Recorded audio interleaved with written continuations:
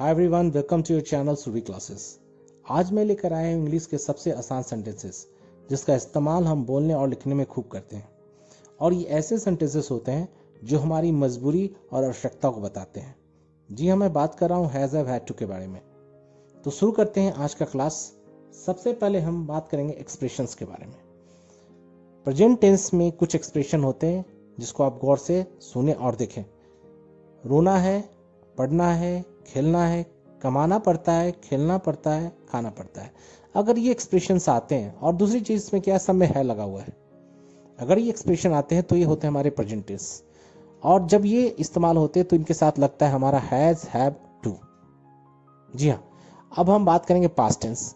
Past tense में कैसे expression हो सकते हैं। जैसे रोना है प्रेजेंट टेंस के लिए होता था, तो पास्ट टेंस में होगा रोना पड़ा, खेलना पड़ा, कमाना पड़ा, पढ़ना था, कमाना था, खाना था। अगर ऐसे एक्सप्रेशंस आते हैं तो हम इस्तेमाल करते हैं हैड टू। तो सबसे बेसिकली क्या है, हमें सबसे पहले एक्सप्रेशंस को समझना है कि हमारा भाव क्या है, हम क्या बोलना चाहते हैं। अगर रोना है बोलना है तो हमको हैज, हैव टू का इस्तेमाल करना पड़ेगा। रोना पड़ा बोलना है तो मुझे हैड टू का इस्तेमाल करना पड़ेगा। तो ऐसे सेंटेंसेस को बनाने में इनका बहुत ही इस्तेमाल होता है। आगे देखते हैं। जैसे एक स्लाइड है हमारे पास, रोना है या रोना पड़ता है। अगर मुझे बोलना हो रोना है या रोना पड़ता है तो मैं इस्तेमाल करूंगा हैज टू, हैव टू और वर्ब की first form. Has to, have to और वर्ब की फर्स्ट फॉर्म। अब क्वेश्चन ये उठता है तो हैज कहाँ लगेगा, हैव कहाँ लगेगा। तो जहां सिंगुलर की बात आएगी वहां पर आप हैज का इस्तेमाल करेंगे, जहां प्लूरल की बात आएगी वहां पर हैव का इस्तेमाल करेंगे। एक्सप्रेशन हमारा यही रहेगा, हैज टू, हैव टू और वर्ब की फर्स्ट फॉर्म। चूंकि मैंने स्लाइड में रोना लिख रखा था तो मैंने वीप ले लिया, has to, have to, weep. तो हो सकता है कि इसके आगे कोई भी जो भी आप सब्जेक्ट्स का इस्तेमाल करेंगे, चाहे वो सिंगुलर सब्जेक्ट हो या plural subject, according to that we use has और हैव। आगे देखते हैं। सबसे पहले स्ट्रक्चर देख लें प्रेजेंट टेंस में। सब्जेक्ट है has, have plus to plus verb की फर्स्ट फॉर्म प्लस ऑब्जेक्ट। अभी जैसा कि मैंने बताया कि इस ऐसे सेंटेंसेस जब बनाते हैं तो हमारा सब्जेक्ट होता है और अकॉर्डिंग टू सब्जेक्ट हम हैज या हैव का डिसाइड करते हैं। जैसे एग्जांपल है हमारा, आई हैव टू गो, मुझे जाना है। तो यहाँ पर मैंने बताया था हैव टू गो का मतलब हो गया जाना है, हैव टू गो का मतलब जाना है। पर यहाँ पर सब्जेक्ट क्या लग गया, आई लगा। तो आई जैसे ही आई इसके साथ क्या लग गया, हमारा हैव लग गया। तो आई हैव टू गो, मुझे जाना है या मुझे जाना पड़ता है। अब दोनों एक्सप्रेशन से निकल के आ रहे हैं, आई हैव टू गो, मुझे जाना है या मुझे जाना पड़ता है। जैसे दूसरा सेंटेंस है, यू हैव टू रीड, आपको पढ़ना है या आपको पढ़ना पड़ता है। दोनों एक्सप्रेशन आ रहे हैं। आप या तो आपको पढ़ना है अगर समझ के बोलना है तो यू हैव टू रीड, अगर आपको पढ़ना पड़ता है तो हम बोलेंगे यू हैव टू रीड। तो दो एक्सप्रेशन से आ रहे हैं। तो ये था हमारा अफर्मेटिव सेंटेंस। हर सेंटेंस के 4 भाग होते हैं। तो जिसका पहला है अफर्मेटिव, जिसमें हाँ के बारे में बात हो रही है। अब हम बात करेंगे नेगेटिव सेंटेंस के बारे में। नेगेटिव में क्या करना रहता है, हैज और हैव जो हमारे वर्ब्स हैं, जो इस वर्ब के साथ हम इस्तेमाल करते हैं नॉट। तो हैज और हैव जब भी आएंगे तो नॉट इन्हीं के साथ आएंगे। तो सी के बाद मैंने लगा दिया सी हैज नॉट टू बाई। जैसे सेंटेंस हमारा सी हैज नॉट टू बाई, उसे खरीदना नहीं है या उसे खरीदना नहीं पड़ता है। दोनों मीनिंग आ रहे हैं इससे, सी हैज नॉट टू बाई। दूसरा सेंटेंस देखें, वी हैव नॉट टू सी, हमें देखना नहीं है या हमें देखना नहीं पड़ता है। दोनों एक्सप्रेशन आ रहे हैं, या तो आप ऐसे बोल लो या वैसे बोल लो, we have not to C.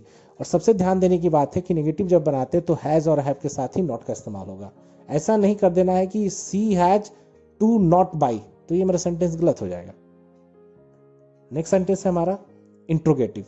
Interrogative हम कैसे बनाएंगे, सबसे पहले हम क्या करेंगे, अपने ऑक्सिलरीज वर्ब को सबसे पहले आगे लगाएंगे।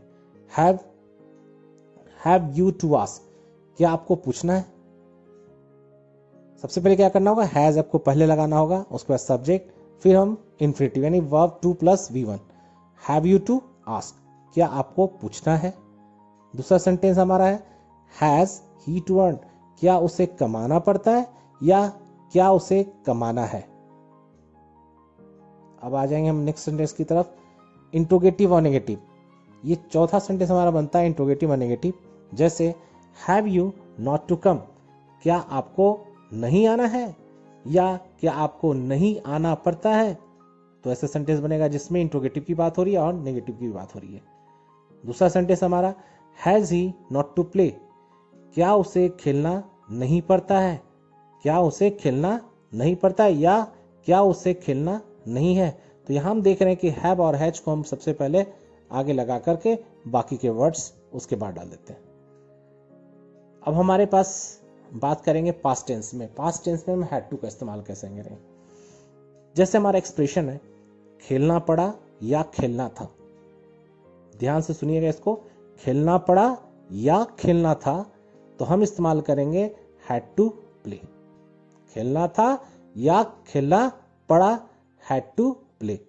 अब रहता है जैसे रोना पड़ा या रोना था, तो हैड टू वीप। जाना पड़ा या जाना था, हैड टू गो। इसमें क्या होगा, जितने भी सब्जेक्ट हैं सबके साथ हैड टू का इस्तेमाल करेंगे, चाहे वो आई हो, चाहे वी हो, चाहे यू हो, चाहे ही हो। यहां पर ऐसा कुछ नहीं है कि सिंगुलर सब्जेक्ट है और प्लूरल सब्जेक्ट है तो हैज हैव की तरह कुछ कंफ्यूजन हो जाए। यहां पर आपको सबके साथ हैड टू का इस्तेमाल करना है। तो सबसे आसान सेंटेंस तो यही हो गया। देखते हैं इसके कुछ सेंटेंसेस। अगर स्ट्रक्चर की हम बात करें तो हमारा स्ट्रक्चर होता है subject, had, to plus verb की first form plus object.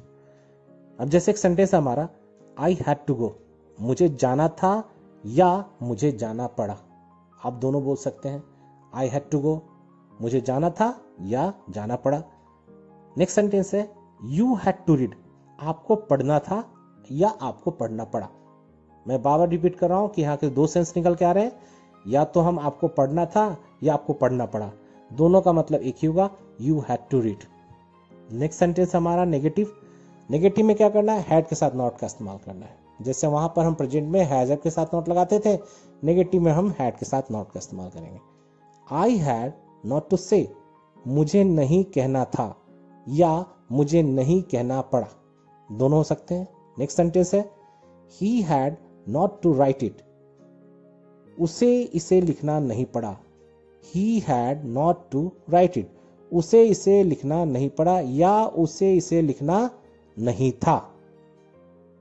Next sentence हमारा इंट्रोगेटिव, यानी हम क्वेश्चन बनाएंगे। क्वेश्चन कैसे बनाएंगे, हैड ही टू हेल्प, सबसे पहले हम हैड को पहले लेंगे, उसके बाद सब्जेक्ट, फिर उसके बाद इन्फिनिटिव। इन्फिनिटिव का मतलब हो गया टू प्लस वर्ब की फर्स्ट फॉर्म, तो हो गया हैड ही टू हेल्प, क्या उसे मदद करनी थी।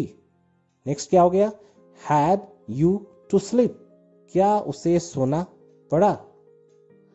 अब हम बात करेंगे इंट्रोगेटिव नेगेटिव के बारे में, जहां पर क्वेश्चन भी हम पूछेंगे और नेगेटिव के बारे में बात करेंगे, जहां नकारात्मकता की बात करेंगे। Had he not to weep, क्या उसे नहीं रोना पड़ा। क्या मतलब हो गया, had he not to weep, क्या उसे नहीं रोना पड़ा। क्वेश्चन भी हो रहा है और न के बारे में भी बात हो रही है। नेक्स्ट सेंटेंस हमारा had they not to throw, क्या उन लोगों को नहीं फेंकना पड़ा। तो यहाँ पे हम देख रहे हैं हैड भी हमारा इस्तेमाल किया जा रहा है, साथ में नॉट भी आ रहा है। तो ये मेरा इंट्रोगेटिव नेगेटिव सेंटेंस के इस्तेमाल किया। तो आज के लिए इतना ही। अगली क्लास में मैं इंग्लिश के कुछ और अच्छे सेंटेंस के बारे में बात करूंगा। तब तक के लिए बने रहिए हमारे चैनल के साथ। अगर आपको ये वीडियो पसंद आया तो प्लीज लाइक करें, शेयर करें और सब्सक्राइब करें। Good bye, take care, thank you.